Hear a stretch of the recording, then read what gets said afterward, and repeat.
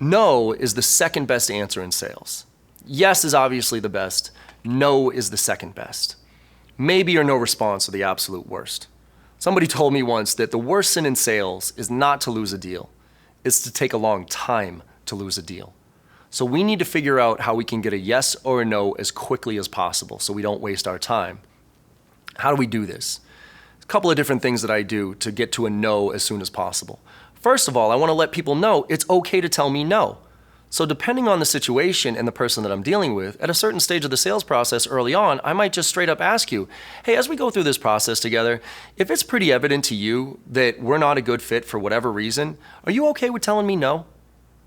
It sounds like a stupid question, and usually the answer is, yeah, absolutely, John. If you're not a good fit, then we'll tell you no.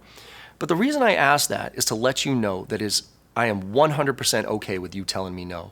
So now later on down throughout the sales process, you're going to be a little bit more open to telling me no. Or if you start to flake on me, I can actually call you up and start to play around with it and leave you voicemails like, hey, remember earlier on in the sales process, you told me that you were okay with telling me no.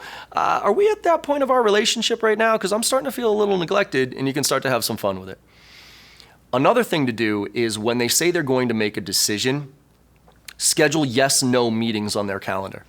So if somebody says, yeah, John, we're going to make a decision on Friday, fantastic. When do you want to talk? Friday afternoon's good. You know what? What times works for you to put a meeting on the calendar so I can get a yes or a no from you either way? And you want to let them yes or no from you either way to let you know it's okay to tell me no. Because you know what happens if I don't get that phone call on Friday, right? Now all of a sudden Monday I'm touching base and checking in, and you've turned me into a stalker, and you know what happens there. So get a yes-no meeting on people's calendar and let them know it's okay to tell you no. Make it happen.